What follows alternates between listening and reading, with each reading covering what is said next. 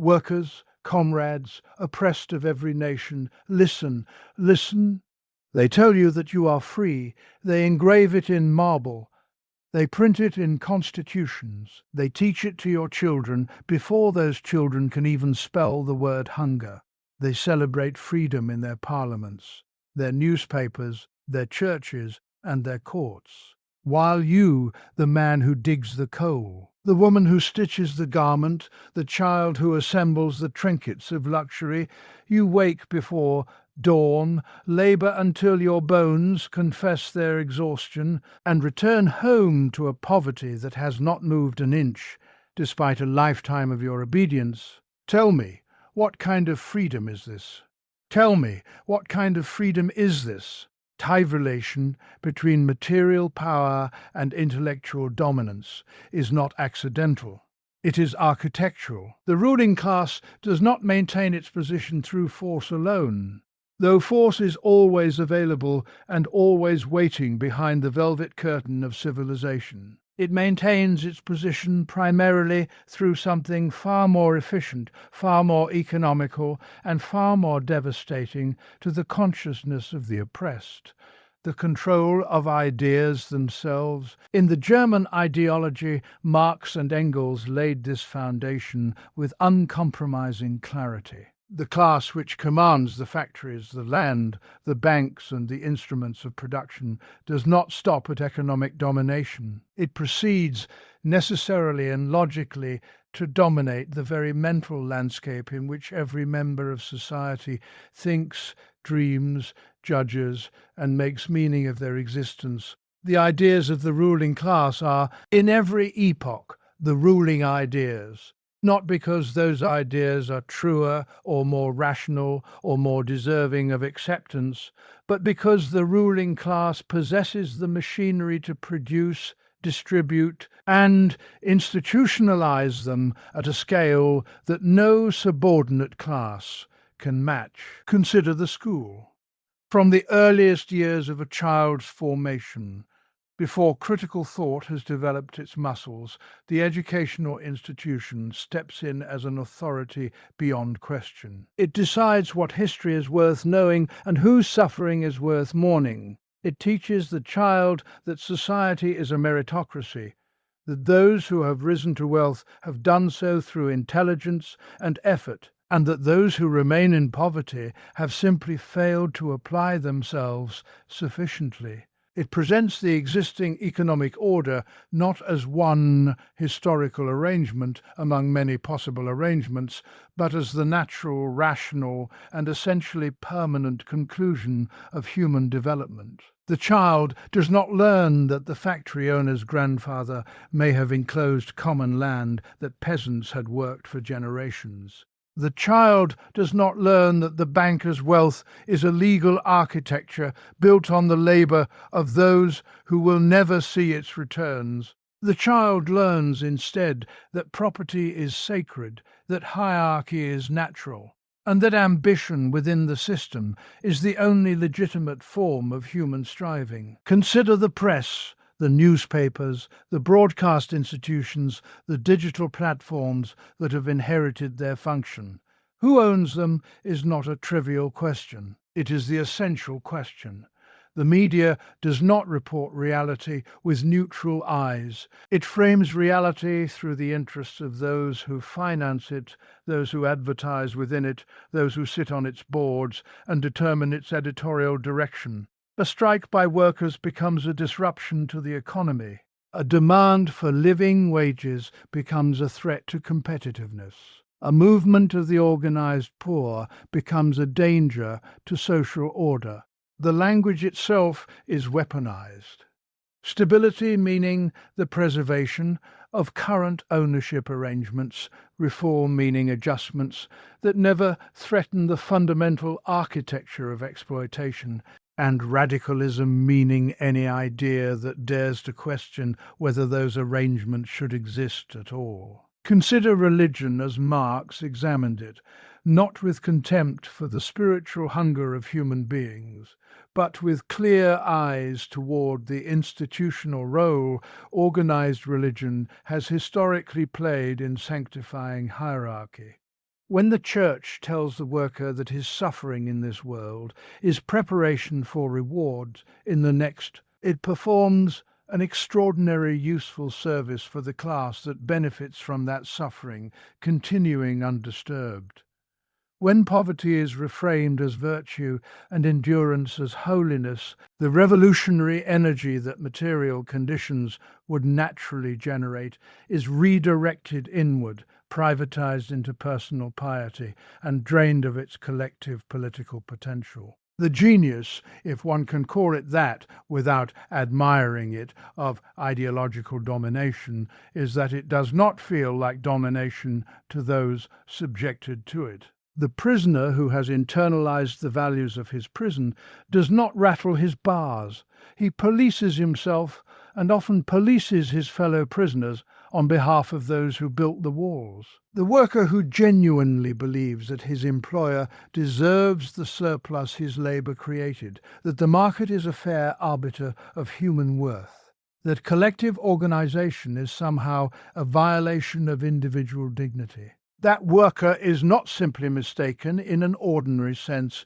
He has been manufactured into an instrument of his own suppression, shaped by institutions that serve interests he has never been invited to examine, repeating a language whose grammar was written by those who profit from his silence.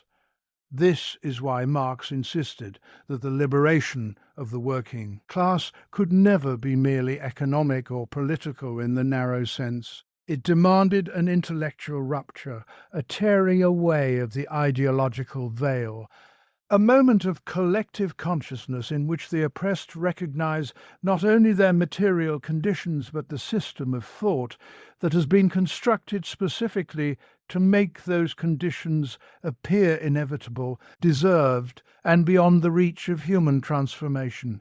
There is a question that the ruling class has spent centuries ensuring you never think to ask. Not because the question is complicated. It is, in truth, remarkably simple, but because the answer, once genuinely understood, unravels the entire moral justification upon which the capitalist order rests. The question is this: where does profit come from? Not the technical answer that an economist trained in bourgeois institutions will offer you, dressed in the language of supply and demand, risk and return, capital allocation and market efficiency. Strip all of that away, strip away the mathematics deliberately designed to obscure rather than illuminate, and the question becomes unavoidable in its simplicity. When a factory owner ends the year wealthier than he began it, when a shareholder receives a dividend he did nothing to produce, when a landlord collects rent from a building he did not construct, where, precisely, did that additional wealth originate? It did not fall from the sky. It was not conjured by the signature on a deed of ownership. It was not generated by the mere fact of possessing capital, any more than a hammer generates carpentry by sitting in a shed. Wealth is produced by labor, by human beings applying their physical and mental capacities to raw materials and transforming them into something of greater value.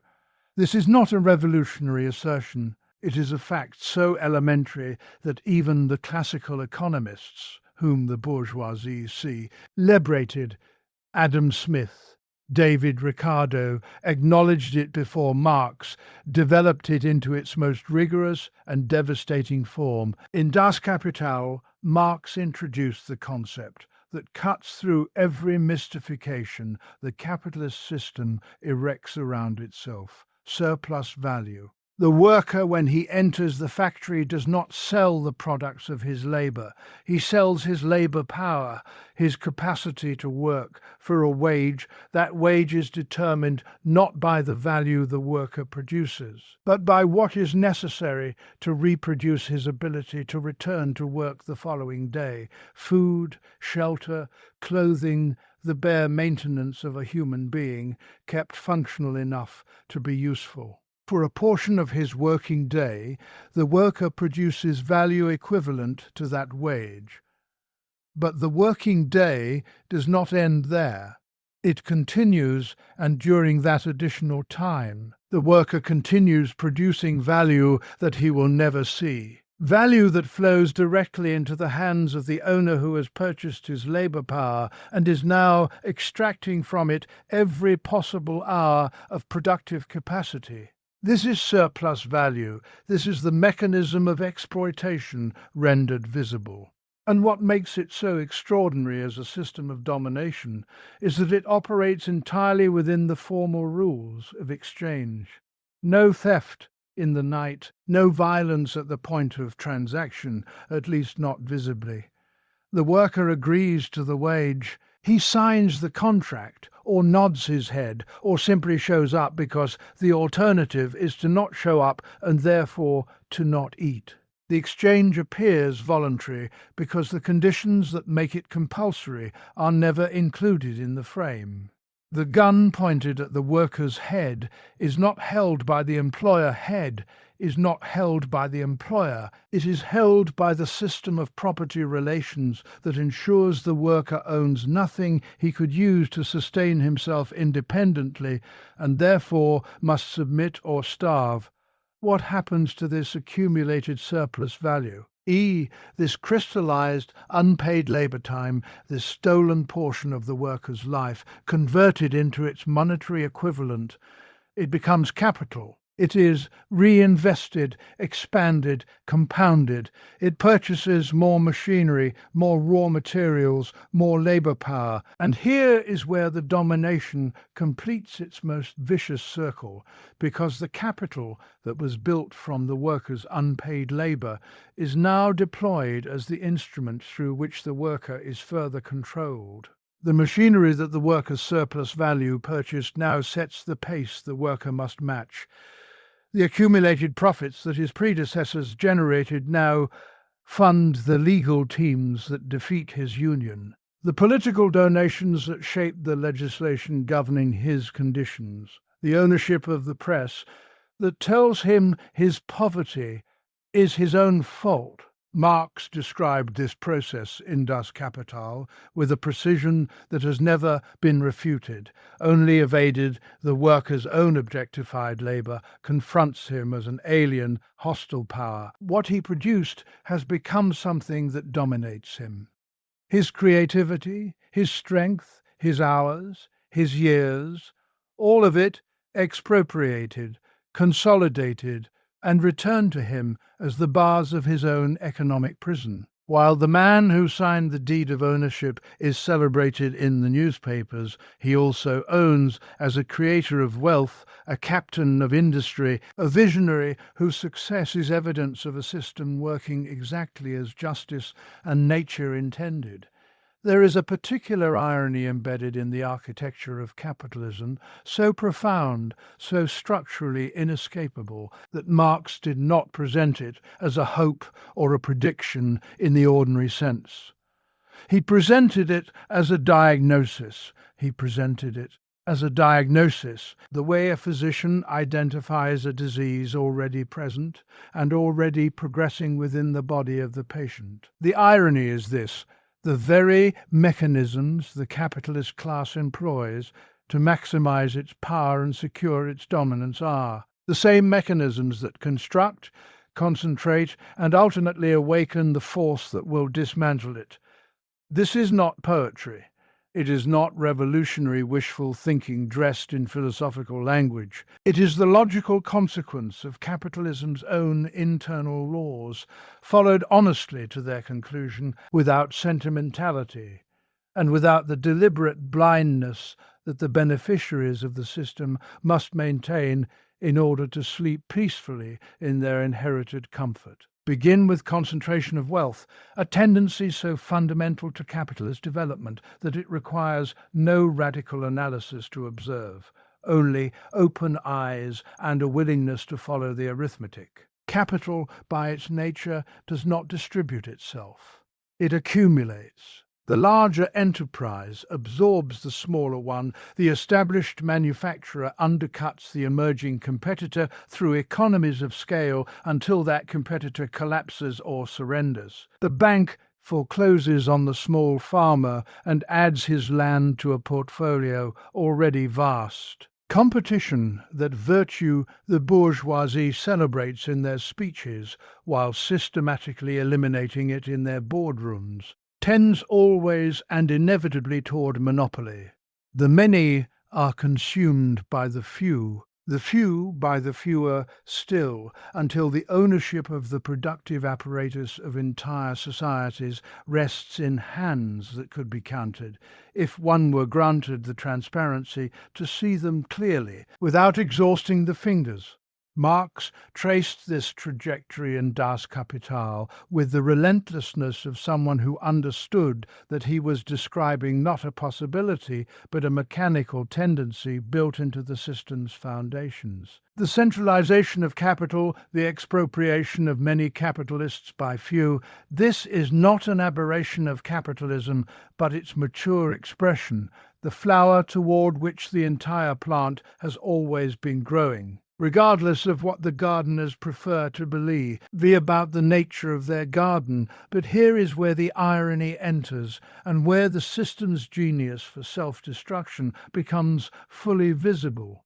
In concentrating capital, the bourgeoisie does not operate in isolation. Production at scale requires labor at scale. The factory that replaces 10 workshops draws workers from across a region into a single space. The industrial city that rises around networks of factories draws workers from across a nation into shared streets, shared tenements, shared conditions of existence. The global supply chain draws workers across continents into a common relationship with the same system of extraction, the same logic of exploitation, the same fundamental experience of selling their labor power for less than it produces and watching the difference disappear into the portfolios of those they will never meet. In the Communist Manifesto, Marx and Engels identified this with a clarity that remains undiminished. The bourgeoisie produces above all its own grave diggers by assembling the proletariat in ever greater concentrations, by forcing workers into daily proximity with one another, by subjecting them to uniform conditions of exploitation that make their individual experiences legible as a collective condition rather than a personal misfortune. The capitalist class inadvertently performs the organizational work of its own opposition. Workers who labor side by side begin to speak. Workers who speak begin to recognize. Workers who recognize begin to organize. The capitalist system also educates the working class, though not in the way its universities intend. Every economic crisis and crises are not accidents within capitalism, but recurring, structurally necessary events. The system's method of purging its own contradictions before beginning the cycle again at greater intensity. Every crisis strips away another layer of the idealo. Equal protection the ruling class has constructed around itself, when the worker who obeyed every rule, accepted every wage, asked nothing beyond what the system offered, finds himself nonetheless unemployed, homeless, hungry, while the institutions deemed too large to fail are rescued with public money, extracted from his own diminished earnings. The myth of meritocracy does not merely weaken in that moment. It hemorrhages credibility in ways that no newspaper the ruling class owns can fully staunch. In Wage, Labor and Capital, Marx demonstrated that the relationship between the worker and the capitalist is not one of mutual benefit, temporarily experiencing friction, but one of structural antagonism in which the improvement of the capitalist position is achieved precisely through the deterioration of the workers. That rising profits and falling wages are not paradoxical outcomes of the same system, but are in fact expressions of the same underlying mechanism, two sides of the same extraction, the same transfer of value from those who produce it to those who own the conditions of its production.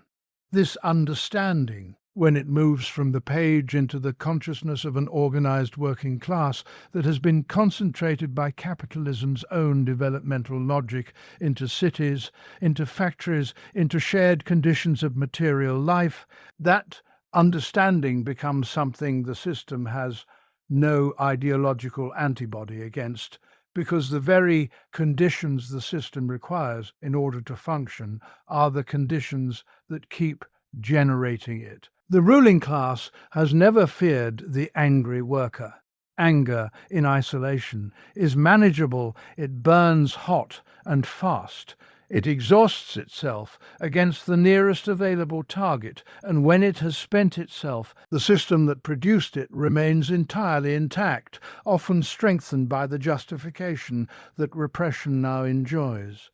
What the ruling class FA is what it has always feared, with a consistency that reveals more about the true nature of power than any political treatise ever written, is not the worker who is furious, but the worker who is conscious. And more than conscious, connected, bound to his fellow worker by an understanding of shared condition that no nationality, no religious confession, no artificially constructed cultural identity can dissolve. This is why division is not an accident of history. It is a policy. It is manufactured with the same deliberateness and the same investment of resources that the ruling class brings to any other instrument of production, because division is, in the most precise economic sense, productive. It produces the continued subjugation of the many by the few at a cost far lower than the alternative, which is open and continuous physical force deployed against a class that, if it ever fully recognized its own numerical and productive power, would require a repressive apparatus so vast it would consume the very profits it was designed to protect. In the Communist Manifesto, Marx and Engels named this dynamic without diplomatic softening. The workers have no country in the sense the bourgeoisie intends when they drape their economic interests in national flags and send the sons of the working class to die defending borders that have never protected working class interests, only the property arrangements that happen to exist within them. The English factory worker and the Irish factory worker are not natural enemies. They are natural allies whose alliance the English ruling class has spent generations actively preventing through the cultivation of ethnic contempt, through the strategic use of Irish labour to depress English wages, through the manufacture of a resentment that flows horizontal between workers rather than vertically toward those responsible for the conditions generating that resentment in the first place. Marx examined this mechanism with particular attention because he understood that the fragmentation of the working class along lines of nationality, ethnicity, and religion was not merely a social problem adjacent to the economic question. It was the economic question in one of its most effective disguises. When the worker in Birmingham blames the worker arriving from Cork for the depression of his wages, the factory owner who made the decision to hire cheaper labour escapes examination entirely, his role in the transaction rendered invisible by the more emotionally immediate target the system has conveniently placed within the angry worker's line of sight. Religion functions within this architecture of division with its own particular efficiency. Marx's characterization of religion as the opium of the people is so frequently misread as simple contempt that its actual analytical precision is lost. He was describing a painkiller administered to those whose pain is real, a comfort offered to those whose material conditions generate genuine suffering, a promise of justice deferred to another world precisely because justice in this world would require confronting the class that controls both the conditions of material life and, through its patronage and institutional influence, significant portions of the religious apparatus itself. When two workers who share identical economic conditions, identical experiences of exploitation, identical structural positions within the system of production, are persuaded that their theological differences make solidarity between them impossible, or even sinful. The ruling class has achieved through doctrine what it could not achieve as cleanly through force.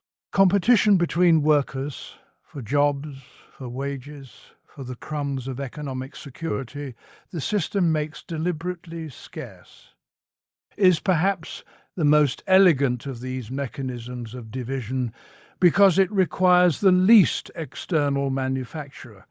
The system produces scarcity structurally, ensures that workers must compete for access to the means of their own survival, sampire, and then presents that competition as evidence of natural human selfishness, rather than as the predictable behavioral response to artificially constrained conditions. In Wage, Labour and Capital, Marx demonstrated that the individual worker who accepts a lower wage to secure employment does not do so from weakness of character or failure of solidarity.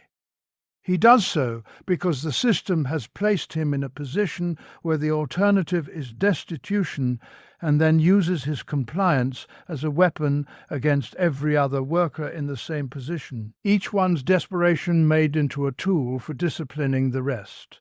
Conscious solidarity, not the sentimental solidarity of speeches made on platforms before elections that change nothing structural, but the organized, theoretically grounded, materially rooted solidarity of workers who understand their common position within the system of production, is the singular development the ruling class cannot absorb, cannot co-opt without transforming itself beyond recognition, and cannot defeat through the ordinary instruments of ideological management once it has achieved sufficient scale and clarity of purpose. Because it strikes not at the symptoms of exploitation, but at the social relations that make exploitation not merely possible, but inevitable.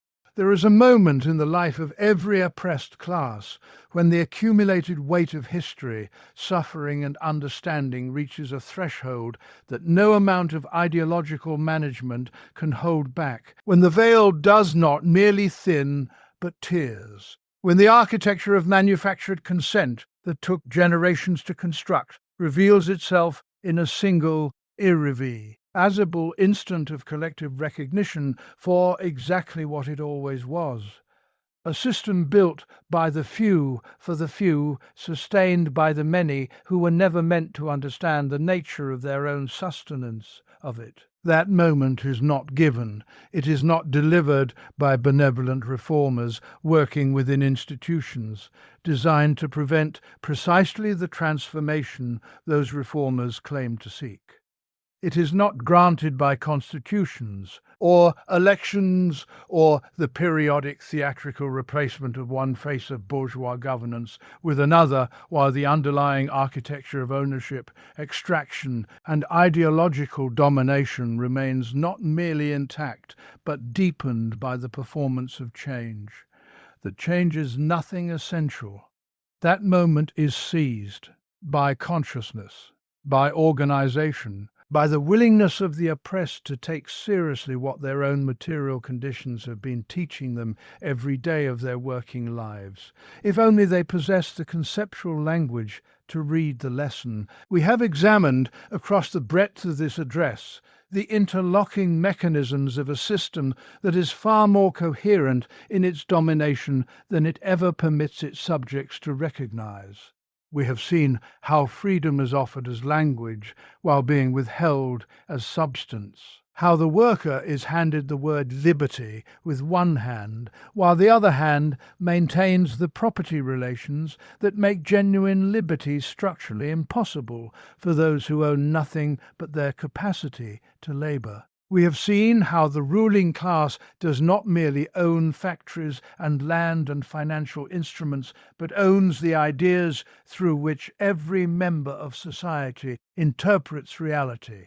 How schools, press, religion, and cultural institution collectively perform the function of making the existing order appear natural, rational, permanent, and beyond the reach of conscious human transformation. We have seen how the wage conceals the theft at the heart of the transaction, how surplus value, that unpaid portion of the worker's labor time crystallized into profit and accumulated into capital, becomes the instrument of the worker's own further domination, his stolen life hours returning to him not as prosperity, but as the machinery of his continued subjection. We have seen how capitalism's own developmental logic, its compulsion toward concentration, its structural generation of crisis, its assembly of the working class into the very conditions of solidarity it most fears, makes the system not the permanent conclusion of human history, but a particular historical stage carrying within its own body the contradictions that will force its transformation. And we have seen how division by nationality, by religion, by the horizontal competition the system engineers between those who share identical interests is not an accident of human nature, but a deliberate instrument of ruling class survival, and how conscious, theoretically grounded, organizationally disciplined solidarity is the one development against which that instrument is finally powerless. What remains, then, is not a question of analysis. The analysis has been done, is available to every worker willing to read it, willing to trust the evidence of their own material existence over the interpretations the system provides for that existence. What remains is a question of will, of whether the understanding that history is made available, that the contradictions of the system itself keep regenerating in the consciousness of those it exploits, will be met with the organizational courage that transforms comprehension into force. The philosophers have interpreted the world in various ways, and those interpretations, when they serve the ruling class, are funded, distributed, institutionalized, and taught to children before those children can defend themselves against them. The interpretation that serves the working class has no such machinery behind it. It is only the truth of material conditions, the irrefutable testimony of lived exploitation, and the revolutionary inheritance of every generation that refused to accept that the world as it is constitutes the limit of what the world can become. History has never moved because the powerful permitted it to move. It has moved because those with nothing to lose, but their chains decided that even chains, when held long enough, can be broken, and that the world waiting beyond them belongs not to those who owned the locks, but to those whose labor built everything worth owning in the first place.